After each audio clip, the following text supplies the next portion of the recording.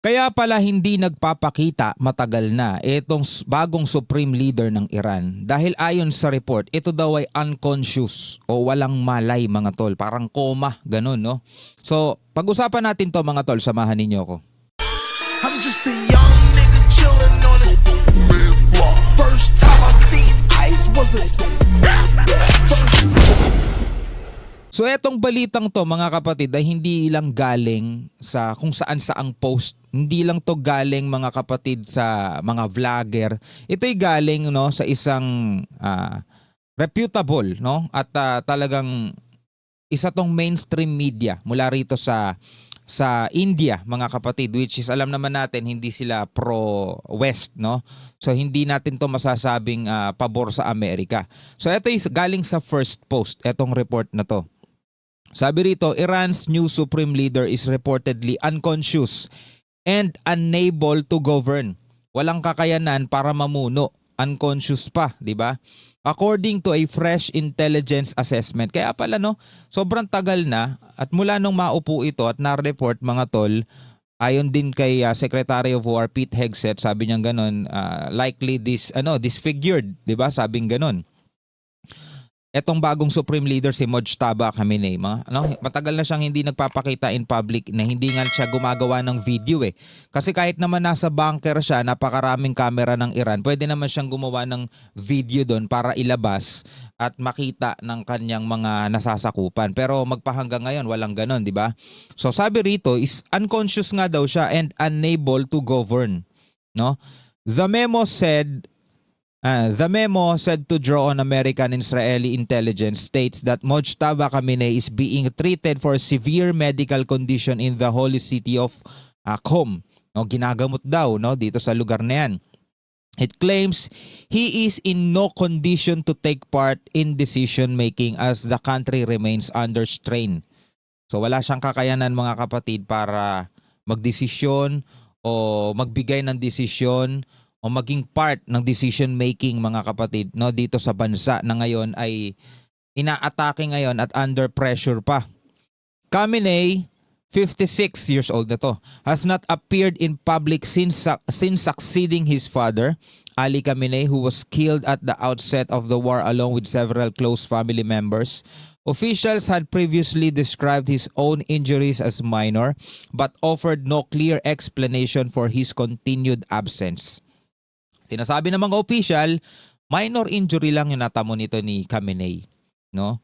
Pero wala pang ibinibigay na malinaw na eksplanasyon kung bakit magpahanggang ngayon is hindi pa rin siya nagpapakita in public.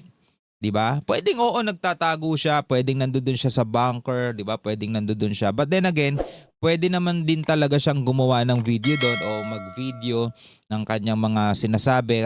Kalimbawa, katulad nung ginagawa ng tatay niya dati, 'di ba? Gumagawa ng mga video para magbigay ng mensahe sa publiko o sa mga nasasakupan. Pero magpahanggang ngayon is, sabi rito, has not appeared in public since succeeding his father. Mula nung kanyang minana na no, yung posisyon ng kanyang tatay na supreme leader is nabalita, 'di ba? Na-injured daw to sa isang airstrike. Sabi nga gano'n ni Pete Hegseth, 'di ba? This likely figured, 'di ba? Disfigured, no? Likely disfigured, sabing gano'n. So ayon naman dito ngayon sa report is unconscious and unable to govern. O baka naman sabihin ng mga iba dyan, fake news yan. Bahala kayo. Ito, binabasa ko lang sa isang report mula rito sa first post. The memo shared with Gulf allies suggests his condition may be far more serious than acknowledged. It remains unclear whether his current state stems from the initial attack or a subsequent incident. So the memo ay ibinahagi daw mga kapatid dito sa mga kaalyadong bansa, siguro katulad ng kung sino man yung mga kaalyadong bansa nitong Iran, mga tol, no? At sinasabing ang kondisyon nga nito ay mas malala pa, no, kaysa dun sa nalalaman natin. Mas malala pa kaysa dun sa nalalaman ng lahat. Sinasabi kasi ng mga official, may injury siya pero minor lang, no? Hindi naman ganun kalala. Pero sabi rito, baka mas malala pa. Sabi nga sa report, unconscious walang malay and unable to govern. So ano sa tingin ninyo mga kapatid, no, ang nangyari dito sa bagong supreme leader ng Iran? Comment kayo sa ibaba. Sa ibang balita mga kapatid, muli namang nagbabala ang IAEA, no, sa pang-apat, no, ika-apat na airstrike ng Israel. Malapit, no, ilang metro na lang mga tol mula dun sa Bushehr Nuclear Power Plant. Napakadelikado kasi mga tol kapag pinunteriya ng pag-atake itong mga power plant dahil kapag sumabog yan, nuclear yan mga tol, kapag sumabog yan, para ka na rin nagpasabog dyan ng nuclear warheads, no? Na pwedeng magkaroon ng radiation, may nuclear fallout na hindi lang Iran ang maaapektuhan kundi buong Middle East. So ito yung babala ng IAEA. Panoorin natin mga tol mula rito sa UNTV News and Rescue.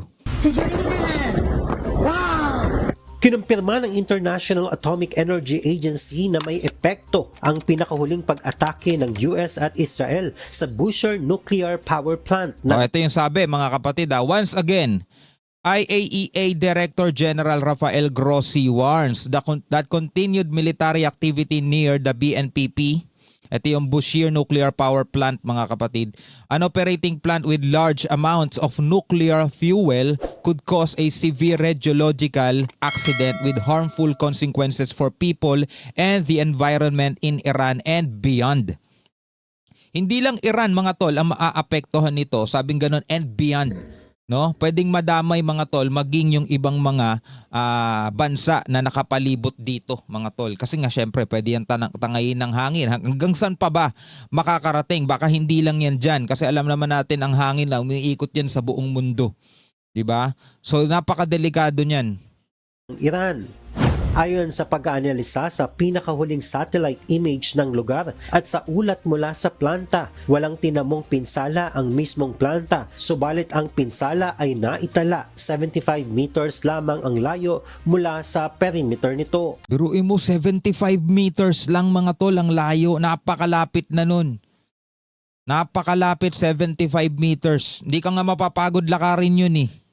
Dahil dito, muling nagbabala si IAEA Director General Rafael Grossi na ang patuloy na military activity sa paligid ng planta ay posibleng magdulot ng aksidente na mauuwi sa matinding panganib sa mga mamamayan ng Iran at sa kapaligiran.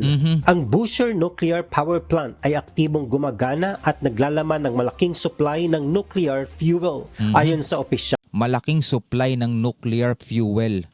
Gumagana at naglalaman ng malaking supply ng nuclear fuel. Ayon sa opisyal, hindi dapat madamay ang isang nuclear facility sa labanan dahil hindi biro ang magiging resulta kapag ito ay tinamaan. Ito rin ang panawagan ng Nuclear Society sa publiko.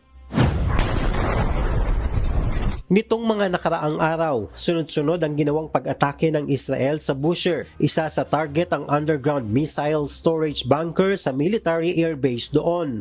Nauna nang sinabi ni Iran Foreign Minister Abba Araghchi na kung tatamaan ang Bushehr Nuclear Power Plant, mas malaki ang magiging epekto at panganib sa Gulf states, hindi lang sa Iran.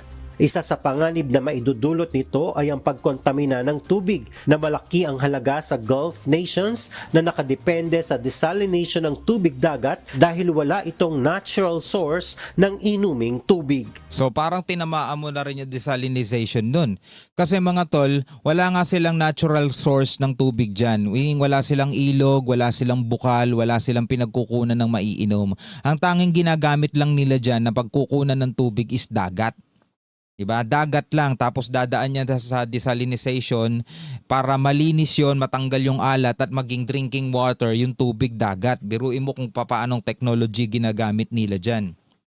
Diba? Ngayon, kapag kasumabog itong nuclear power plant nila, napakalaking pinsala ang pwedeng mangyari mga tol. Sabi nga ganun, pwedeng maging maapektuhan pati tubig, diba? O di mas lalong malala yun. Biruin mo, iinumin mo yung tubig na kontaminado, radioactive. Naku po. Jovic Bermas. Napakatindi mga tol nung nangyayari sa ating daigdig ngayon, no? Ibang klase to. Kapag ito nga lumala, umabot sa WW3, wag naman sana, no? Mas malala ito mga tol kaysa doon sa nangyaring 1 and 2. Kasi yung 1 and 2, hindi pa naman ganun kaunlad ang technology ng tao eh. Iba ngayon, iba ngayon. Iba ngayon. Kung yung mga kagamitan ngayon, gagamitin ng WW1, WW2, baka wala pang sibilisasyon ngayon mga tol dahil talagang sira. 'Di ba? Eh ngayon mga kapatid meron. Kaya talagang mag-ingat sila, no? Magulos dili sila sa ginagawa nila. Naku po, ano masasabi nyo rito mga tol? Comment kayo sa ibaba.